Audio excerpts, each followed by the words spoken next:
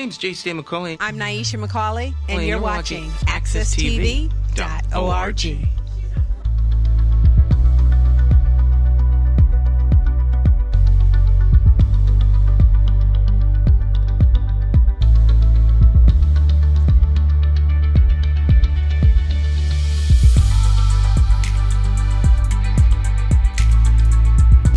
You are locked into AccessTV.org with the premiere first in a series of conversations with myself, Nyesha McCauley, and Nyesha McCauley, as we dive into politics in the city. And we're talking about politics to keep you locked into what's going on in this political campaign season. Of course, Nyesha McCauley is running for mayor in the city of Hartford and has a 6-point plan, as he titles it, Path to Impact, realigning Hartford's priorities. So in this series, we are going to take you through some of the major highlights of the 6-point plan, starting right now, today. So tune in, join us all week. We're going to be here and we're going to be diving into a few of the highlights of this plan. So I'm going to bring on the man of the hour, Nyesha McCauley. Welcome to Politics and. Thanks for having me. All right. Well, are we? It's good to be here. Okay, good. That's a good response. Good answer. I'm glad that you are are locked in too. All right. So before we get into specifics about the plan, the idea here with your Path to Impact has been around realigning city priorities. Why start there? Like, why is that where you're thinking about and have been thinking about what's necessary for Hartford is the realignment of city priorities? What does that even mean? Well, you realign city priorities. You know, in my mind, government serves a function. It's sort of like having, a car, anything, there's a reason for it. It's designed to do certain things. If it's not delivering, you talked about the path to impact. If it's not delivering, then you have to figure out why. So I believe that Hartford is not mismanaged. It's just not managed at all. And so everything that we need in the city is present. So what we have to do is refocus or realign, get things back in working order, sort of like a pair of glasses. Your eyes are weak, whatever the case is, but you can correct your vision so that you have close to 20/20 vision with a set of lenses that are crafted specifically for your eyes. And so my realignment or reprioritizing Hartford's priorities resets city government to work for the constituents of Hartford, the people who actually live here. I'm sensitive to the needs of corporate and other interests that are in the city. But the primary purpose of your city government or your town government is to serve the people who actually live in the city. All right. I can understand that. That makes sense. So with that being said, one of your focus has been on education and youth development. Yes. And you really do lay out several components of like what would be a realignment for education and youth development. And one of the things that you state is a appointment of directors for appointment of department heads in the city to the Board of Education. All right. Well, I brought with me my 6-point plan. So let me share that with you. Okay. We'll put that up on the screen and I'll scroll down a little bit. This 6-point plan, by the way, can be found on my website, McCauleyformayor.com. And, you get there, you click on the little 3 lines or the little drop-down menu, and it'll take you right to the plan. And, excuse me, priority number 1 is, youth and education. But you were speaking specifically of appointment of department heads. And so after you get past a little preamble that, talks a little bit about the education plan that goes into this here and its purpose. So I'll read it, and then I guess we can expand on that. Appointment of the city department heads to also serve on the Board of Education, to embed collaboration and bust silos. Schools and communities within which they reside are inexorably linked.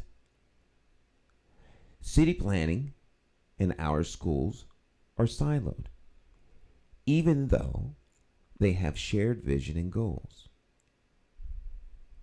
Planning for the city and planning for the schools must be addressed in a holistic way.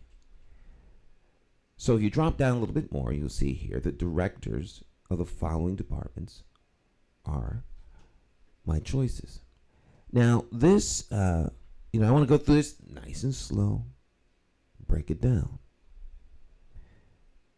Now, I have 5 appointments that I get to make as the mayor.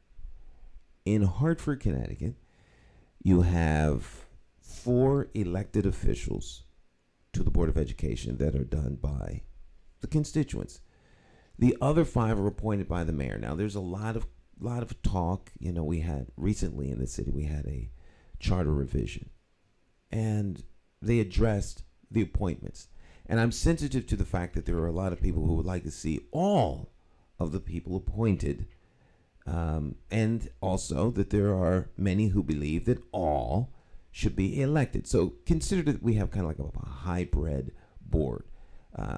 The half plus 1 appointed by the mayor, and then of course 4 elected at large.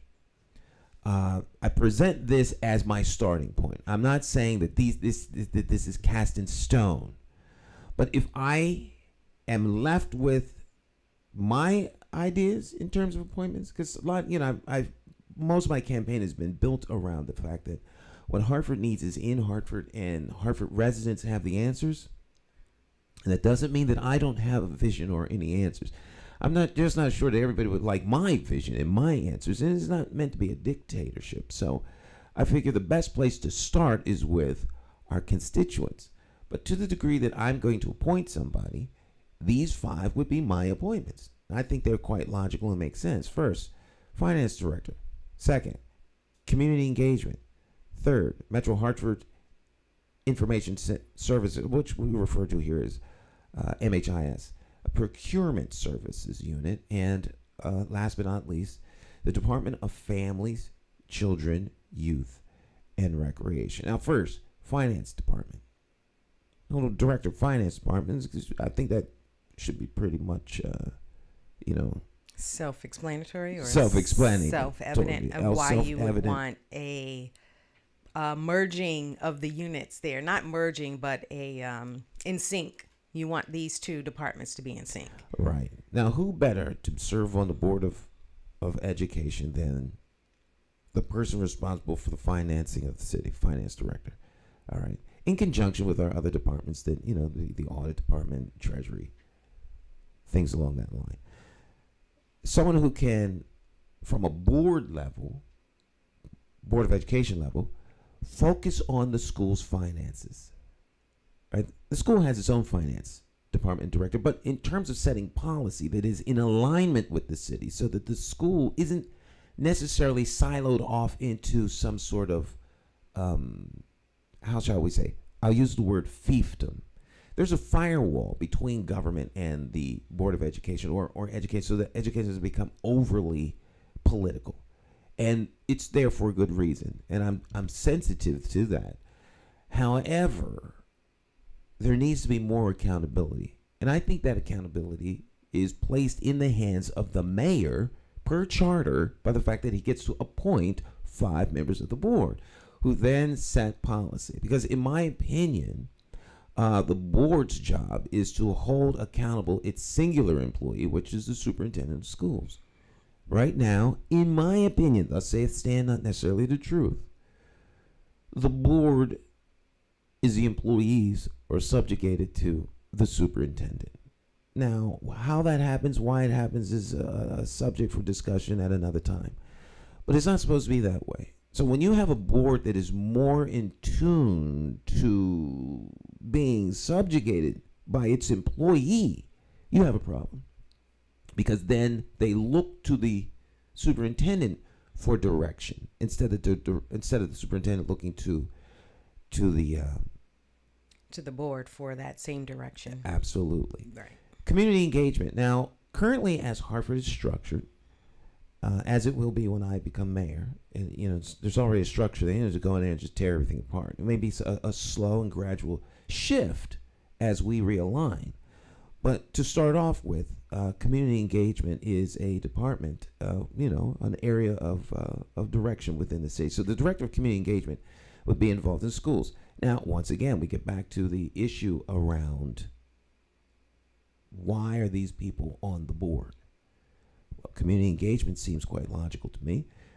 You want to have someone who's thinking in terms of policies that does outreach, bringing parents into the school system, bringing business into the school system, engaging all of the parties that are involved in our educational process that are outside of the schools, but primarily parents. Well, community engagement for the city and community engagement for the schools, once again, should be aligned. As we talked about in the little preamble, where you have an alignment, busting silos, working outside of those institutions that serve only themselves. They become echo chambers. So they don't hear other ways of doing things. I think this is a great place to have this cross-pollination. Third is Hartford Metro, or Metro Hartford Information Services. Now, this one here is kind of like a sticky wicket. Now, some time ago, I was, back when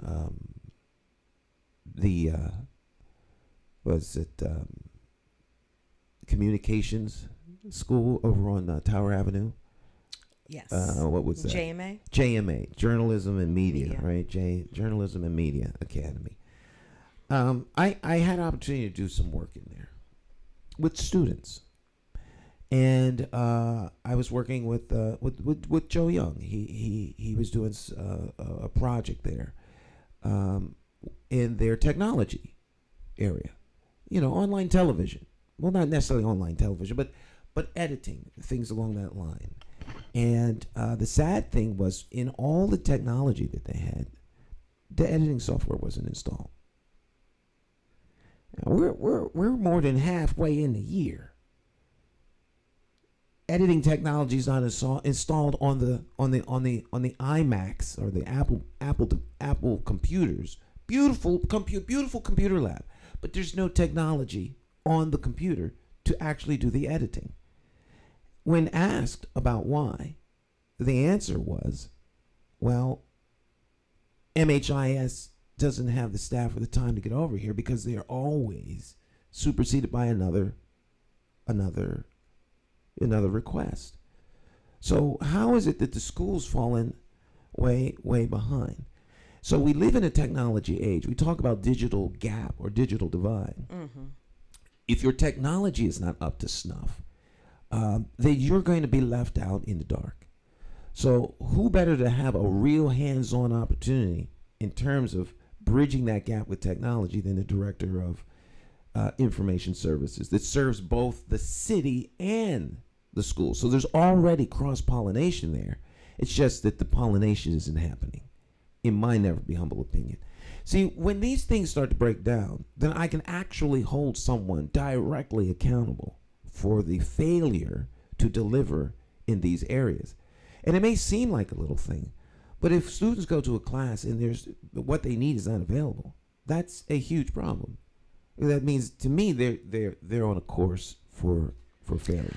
I would just interject here and say it's the same population that's being served in all of what you're describing and talking about. We're not talking about two separate constituents. Like if it's a student or a parent, we're talking about the same constituents, whether they are in the school or they're in the city. We're not Right. talking about different groups of people here. You are so right. You hit the nail right on the head. It's not like the students are on another planet or live in another town. They're the children of the constituents who vote for everybody. You know what? I guess what more can we Right. say? Point made. Right. All right. Procurement services unit. Now, the director of procurement, the person that does like the purchasing, right? Once again, there's a level of expertise. If they can do the purchasing for the city, why can't they do the purchasing for the board? And let me back up on that just a little bit. I'm not suggesting that they do the purchasing for the board. I'm suggesting all of these people, they're not coming there to run the school side of the operation. They're there to help set the policies so that there's an alignment, so that we become one Hartford, not a Hartford that has, multitudes of fiefdoms where everyone's operating in their own fashion, in their own system. As I say, once again, to reiterate, it's not that Hartford's mismanaged, it's just not managed at all. Right. Okay. And then last but not least, the Department of Family, Children, Youth, and Recreation. Now, there's a young lady, Kim Oliver, who is on the Board of Education. In my time covering the Board of Education, she's always been, at least in my opinion, a great contributor to the process of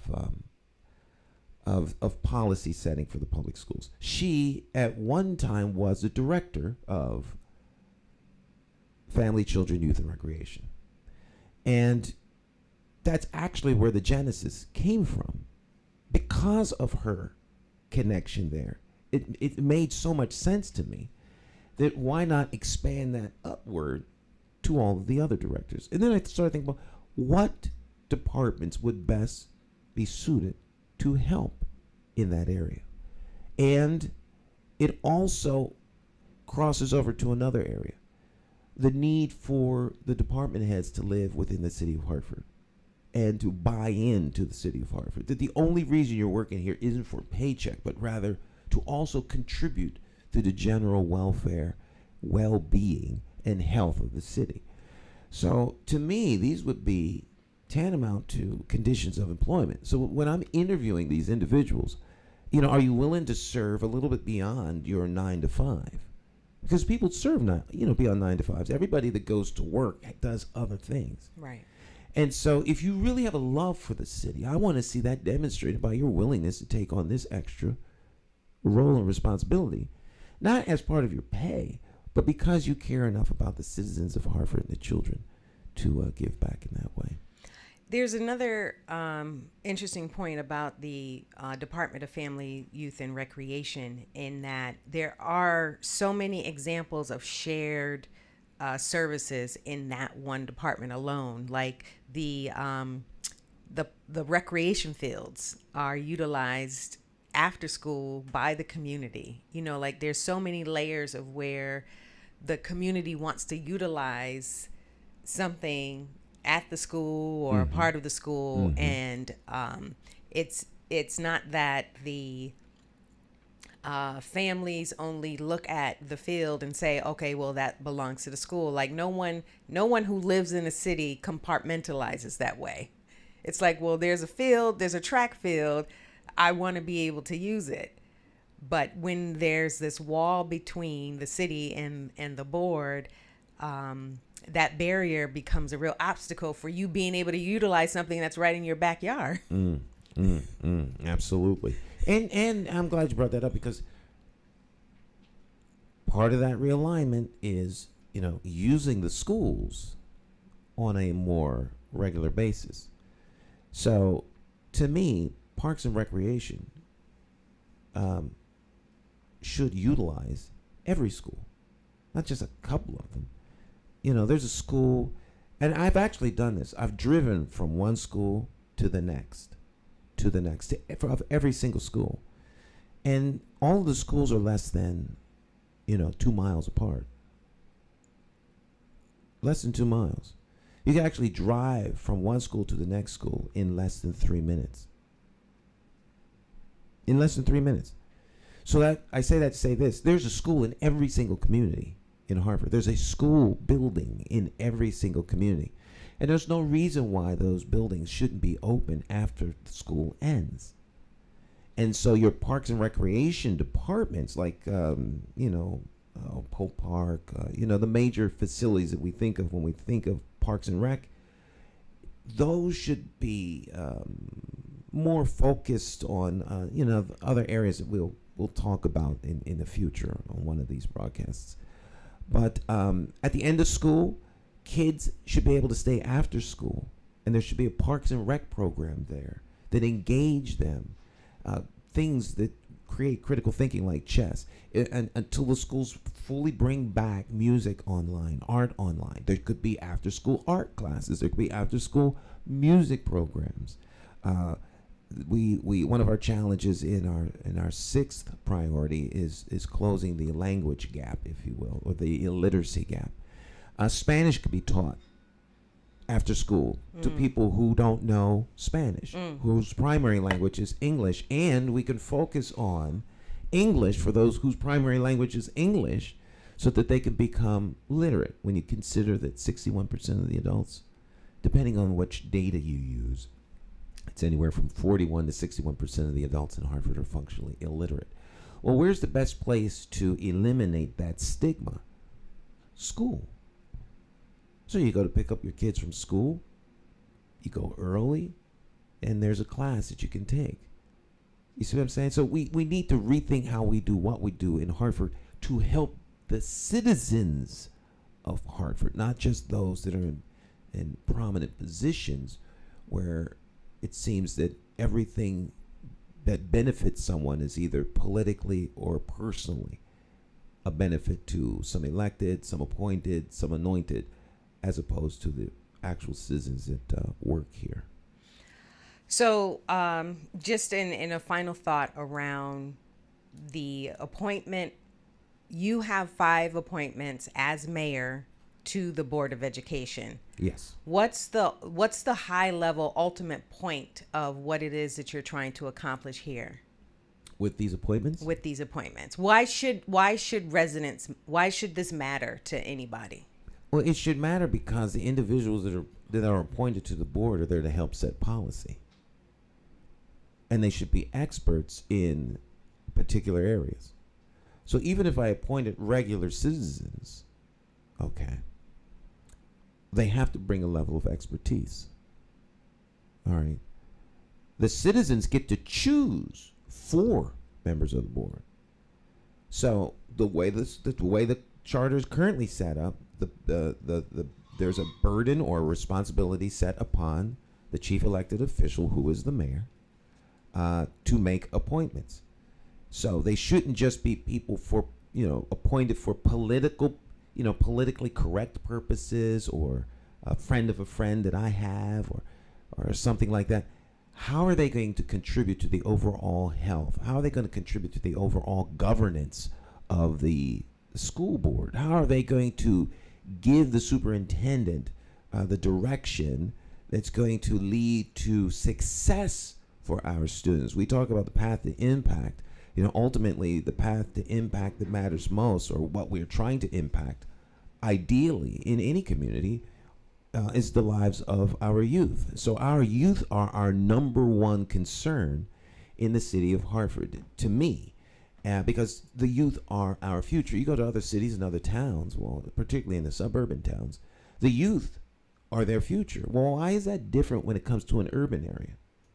The youth have to be our future. If we want our city to succeed, if we want young people to stay in Hartford when they graduate, they go off to college, to come back, well, they're going to have, we have to invest in them and value them. And that investment, first and foremost, is in the school setting. So I'm going to appoint people to the board who are going to make policy decisions that help move the Board of Education to provide governance and oversight of the superintendent that then leads to Hartford Public Schools being the number one public school system in the country. There's no reason why that can't happen. What we have now is not working, it's dysfunctional, and it's unacceptable. All right. We are going to take a short break with that and come back and continue our exploration into the education and youth development within the path to impact. Nyesha McCauley's realigning city priorities. Stay with us. We'll be right back. How do you define evil? Is evil the pedophile school administrator or taxation without representation? Is it the gatekeeping community leaders who sell out the very people they were elected to fight for? Or is evil the politician that puts out lies and takes in cash? However you may classify evil, having to choose the lesser of two evils still leaves you with evil. Nowhere does this rule apply more than during an election for mayor. Choosing a candidate who is the lesser of two evils still leaves you with evil. No wonder so many people don't vote. It's time for the constituents to flip the script and vote for a mayor you can trust. My name is Nyesha McCauley. I am an independent thinker and I approve this message. I'm asking you for your vote for mayor for the city of Hartford. I, like you, am an independent thinker. So let's sit down and talk about my path to victory and why my plan for Hartford will work. Stop listening to the uninformed evil interests that tell you I can't win. For more information, visit McCauleyformayor.com. Have the courage to vote your conscience. Vote for the name you trust and know. Vote McCauley for mayor.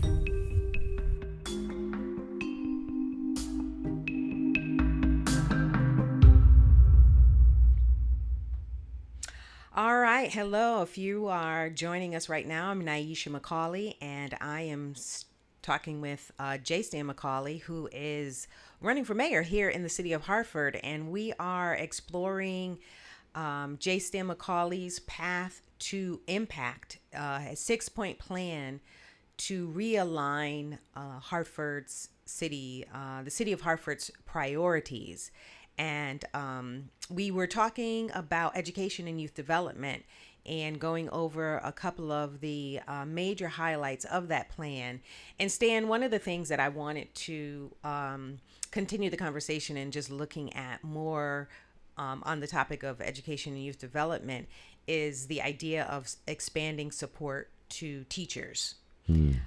Teachers, as we know, are central to the education, right? It doesn't work without teachers. And so in your plan, you talk about expanding support to teachers and what that would look like. So why don't we hear a little bit from you on why expanding support to teachers is you, as you see it, necessary in order to achieve your goals? Well, first and foremost, the teachers aren't the enemy. There's always this desire or this battle that goes back and forth between, well, you know, the parents need to do a better job. Well, the teachers need to do a better job. You know, as we have on our website where it talks about this, you know, new conversation by working with our unions. I've always said that if you have teachers that can move our system to being the number one system in the country, oh, I'll double your pay. I'm not really going to double the pay, but you know, I say that, you know, metaphorically speaking.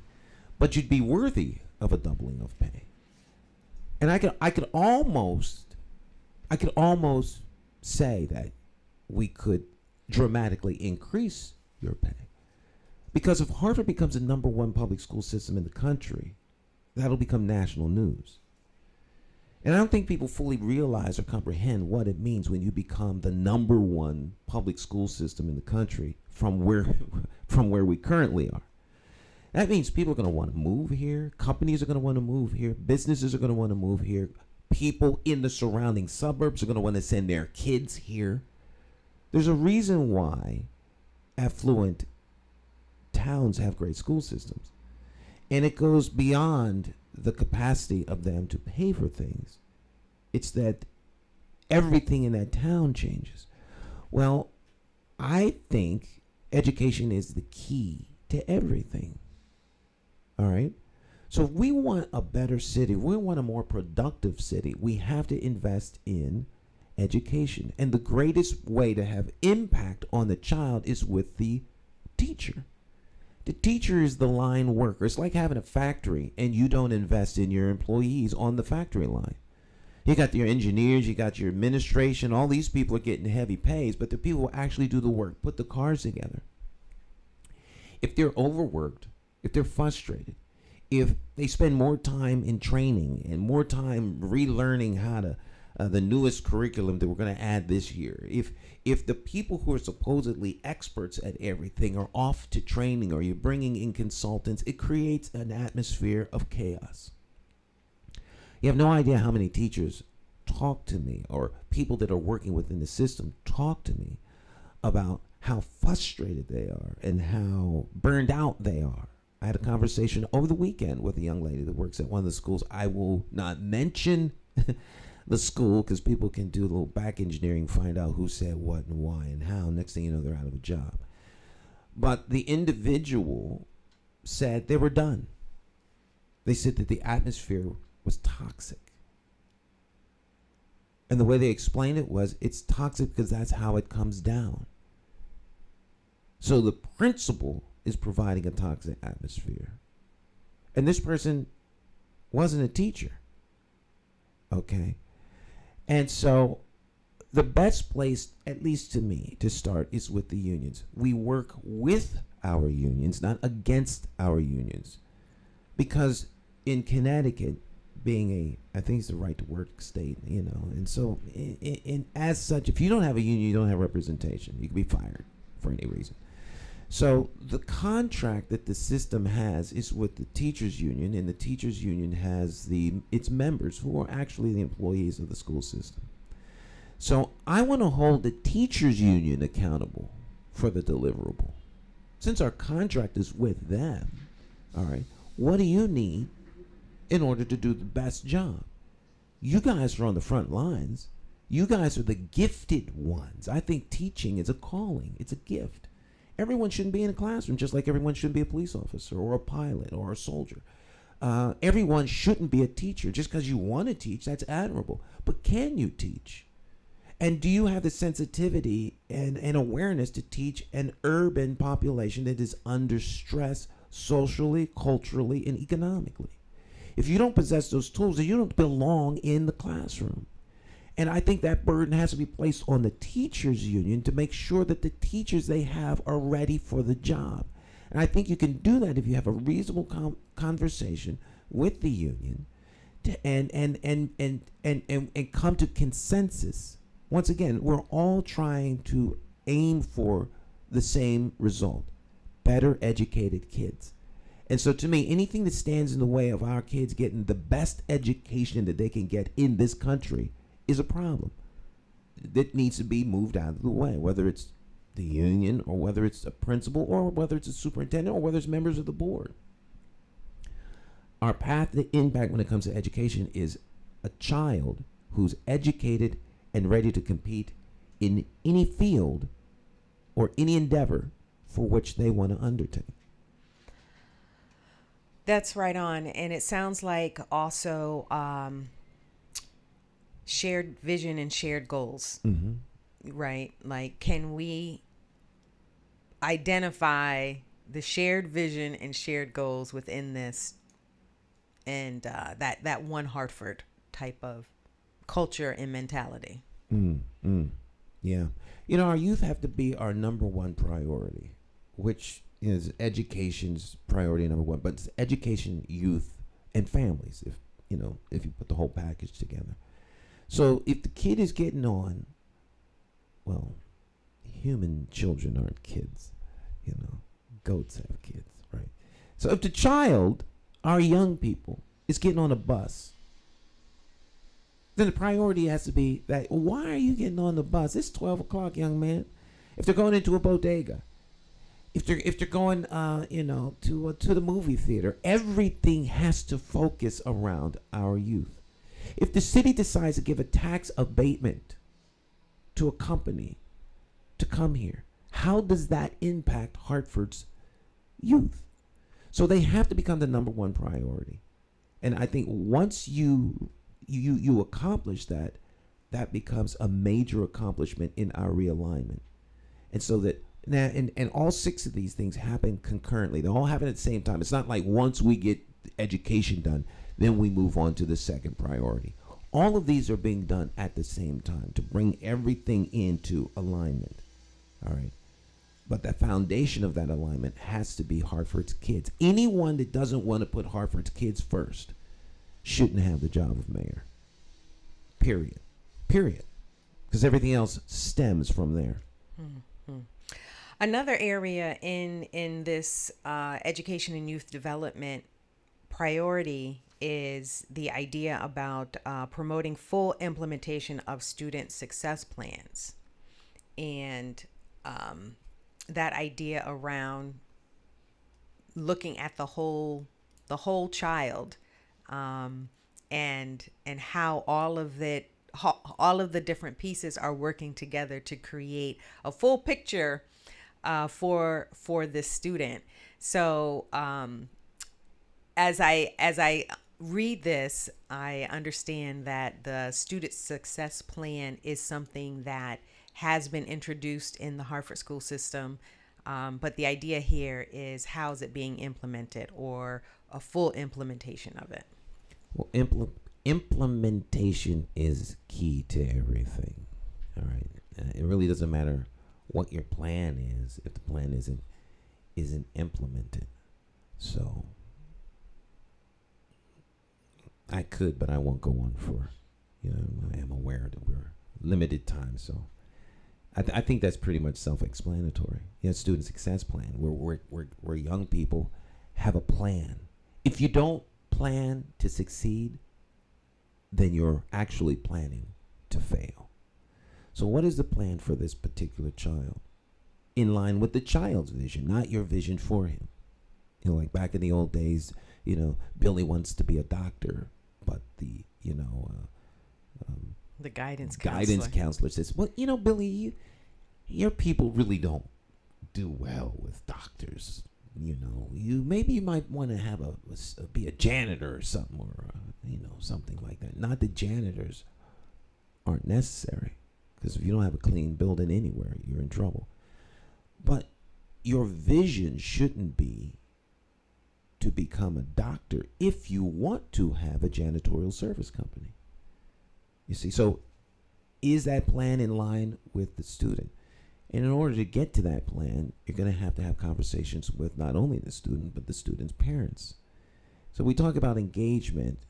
Once again, we come full circle back to, busting silos. Everybody working together. Cross-pollination. All right. That one makes a lot of sense. One of the ones that we're going to talk about next that I'm really excited about and want to hear more of your thoughts is the call for dream directors in every school, and what the possibilities of that might mean for Hartford students, families, and everyone else in the city of Hartford. So talk a little bit more about this idea, which I think hasn't really gotten a lot of airtime as far as what's been talked about out in the forums and in different conversations. But this one here, I think, is it needs a little bit more conversation around it.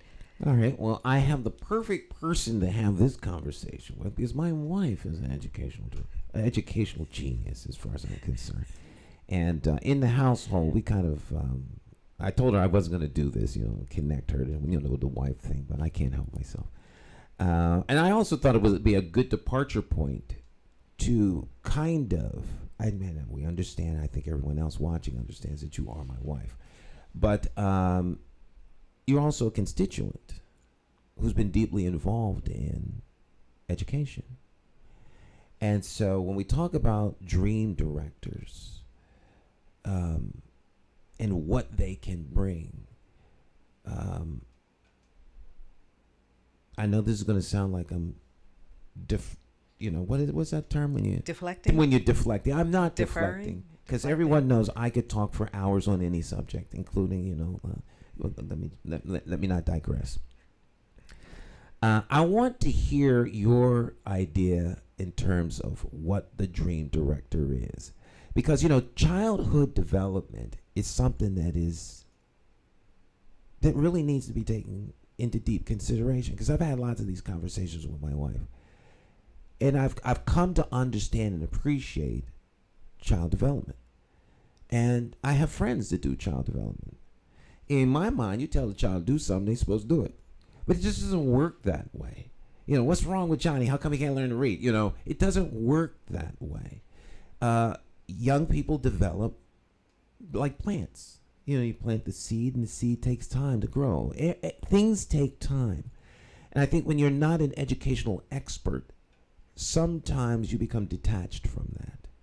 And so the dream directors would be in every school. And these dream directors would be responsible for directing the dreams of these kids, their hopes, dreams, and aspirations. And so the dream director, my wife and I kind of put this one together. So my better half. Yeah, I think you're hitting on the core element there, because it's not just in youth development, right? There is a line of separation, if you will, from like the educational content or instruction, right? There's instruction that happens, and we got to get 1 + 1 is 2, right? But then there's also the human side of us that is under development, that is being nurtured, and the potential that is within every human being is being cultivated. And so the dream director would help to assist in that development of you as a full human being, not just a cog in the wheel, if you will, right? And we see this in some degree already happening in our community, with the Ice Cream for a Dream truck. And that's sort of where this idea came from. So if anyone has seen Ice Cream for a Dream, Abdul, shout out to Abdul out there, who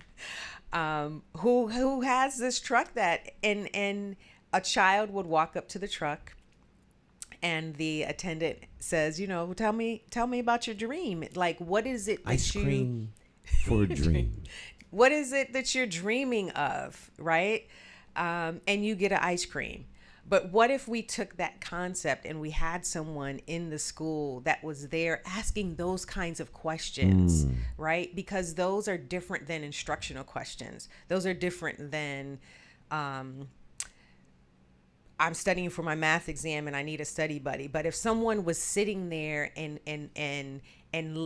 exploring with you the application of that math that you're learning, but tying it into something really relevant to the kids, and really connecting this learning to something very human, right? It's not just you mastering this content. It's also about, what are you here for? Why are you here? And exploring that with you. Your dream director could have that kind of conversation, because no one else in the building is really having that conversation. And some may say like it's the guidance counselor, but it's not. The guidance counselor is not really doing that either. The guidance counselor is making sure you have your credits. Do you have enough credits? Did you fill out your FAFSA application? Are you applying to college? None of those questions are getting at who you are. Who am I? And what is the kind of contribution that I can, what are my gifts and talents in this, with who I am as a person, and how can I bring that, and how can that be nurtured and developed? Because this is the role that I see myself playing in my community. and this is the contribution I'm making to the world. I know who I am and my purpose, and not that and I'm suggesting that anyone has to figure that out by the time they leave school, but we should be having more of those kinds of conversations as a community, because that's human development, youth development. And so for a young person, having someone who knows how to have that conversation, because that's the other thing. And I'll say this, you mentioned that, if anyone knows, we are married. So I'll say this lovingly. I think you don't necessarily have those kinds of conversations with young people. You talk to them in very like they're adults. Like they're adults in these very technical terms. And it's like, I know that kid is walking away from you like, what is he talking about? But I've seen really people who are good at youth development connect with a child. They can connect with the child because they know how to meet them where they are and bring that information to them. Now, for adults, I think you're capable of doing it. But young people, it's different. They're not fully developed. And so you have to have that understanding of how to relate and connect to them. And the dream director could possess all of those abilities and do that. And I just think if there was a person like that in the school, imagine the excitement that kid would have and wanting to come to school, even because there's someone in that building that they can relate to, that is connecting with them. And that is as part of this whole picture of like chronic absenteeism. It's like kids don't want to be in the building. They don't want to be there. So they're resisting showing up. Right. If you got chronic absenteeism, first place to look is where they don't want to be. That would seemingly be the first place I would start. Right. One of the reasons I wanted her to address this is because I also hope that people take away from that short exchange the idea and the notion that the mayor doesn't have all the answers, and the one that pretends that they do is a fool. Okay, so we believe that individuals within the city have the solutions for everything. In fact, the whole 6-point plan is a result of conversations with residents throughout the city over the years. So, if you listen, swift to listen, slow to speak, you'll hear solutions.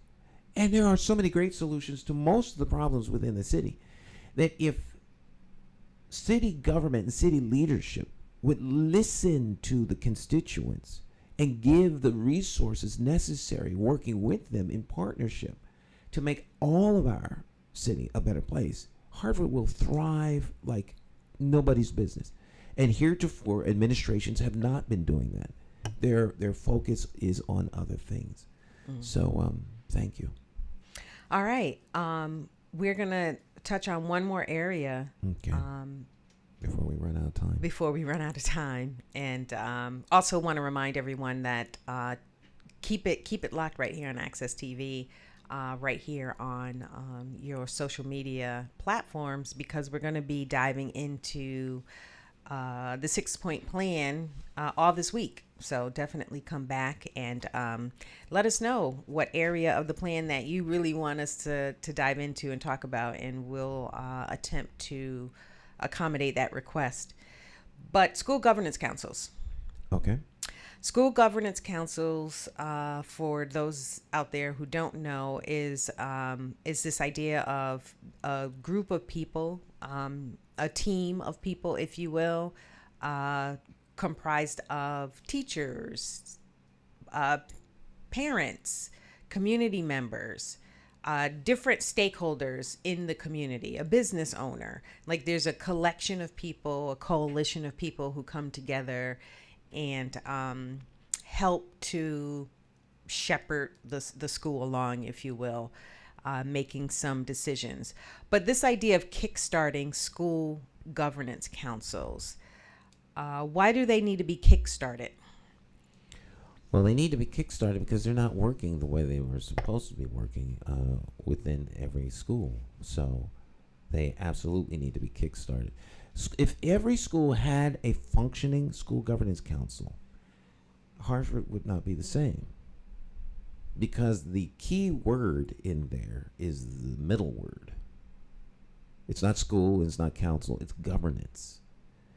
And if you have a functioning school governance council, you'll have a functioning community around that school, and you'll have a functioning city. And so it is a incubator for so many things. And understanding how governance works, how civics works, and what the governance councils are comprised of, from leaders in the community, business people in the community, teachers, everybody working together to decide how that school moves forward. What is the local plan that works in concert, not in competition with, in concert with the administration, the local administration of the school, with that principal, along with the wider body, which would be the administration, superintendent's office, and then the board. How do we move the whole city together with a better understanding of what works best for this particular school?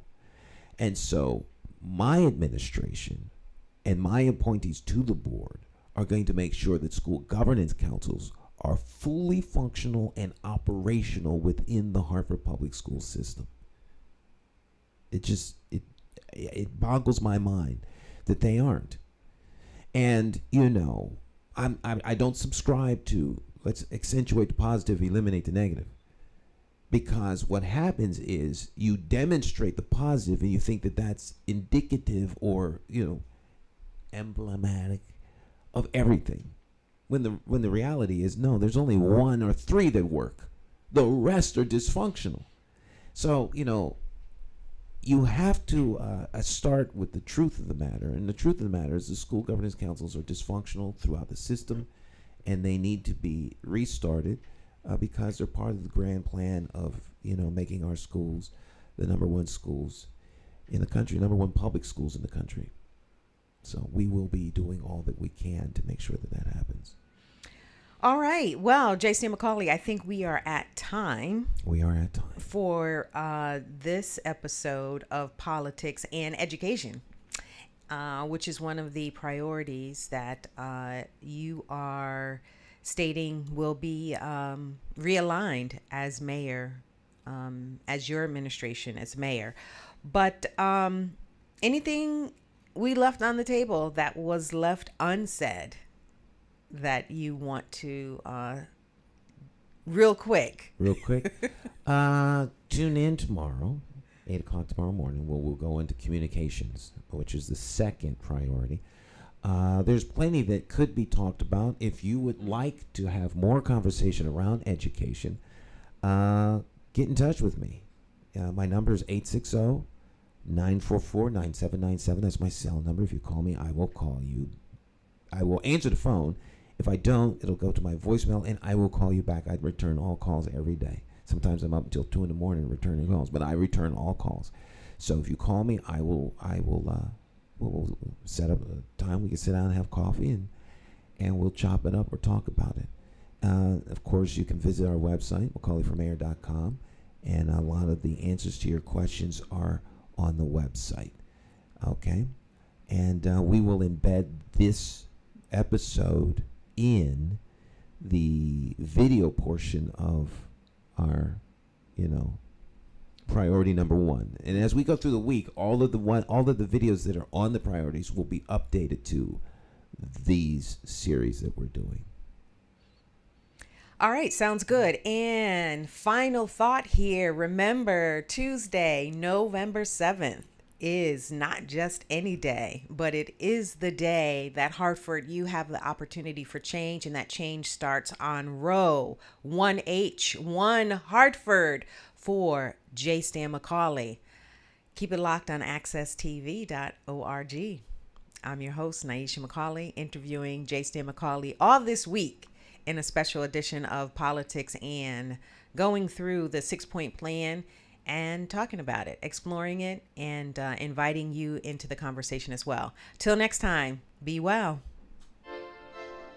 Hey, Hartford, Connecticut, I'm talking to you. We got to get out and vote. Vote for Stan McCauley. It's our time. We got to rise up and take it back. Vote for Stan McCauley. Vote for Stan. You gotta vote for Stan McCauley. Vote for Stan. Vote for Stan. Oh yeah. It's more to politics than just what your social covers. And it ain't somewhere written down in bold letters. Don't just take my word for it, do your research. Think of your future, look at your bigger picture. Suit and tie, clean up, unity for the righteous. Plotting on action, hands-on access. With a light source vision, door-to-door knocking. Guerrilla style marketing, brainstorm as a collective. Real neighborhood suggestions. Only we know what it is where we living. To make real life decisions. Move on facts, make it manifest back. You gotta vote for Stan McCauley. Vote for Stan. Vote for Stan. Vote for Stan. Oh yeah. Look at your city. Stop. Take a look around. Is opportunity flow into your house? Are you working? Wait, can you save some money? And is your neighborhood safe? Or is it a homicide every night?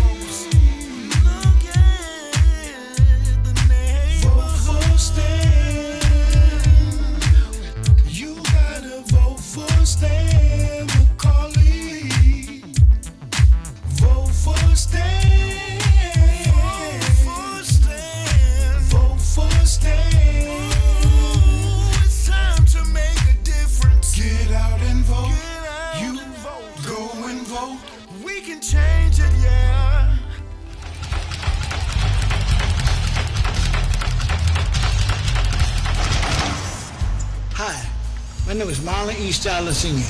Many of you may know me as the two-time welterweight champion of the world. I'm here to tell you that Democrat J. Stan McCauley, as our next mayor, will fight for you until the last bell. Help me throw a knockout punch. Go out and vote for Stan the man. My name is J. Stan McCauley, and I approve this message.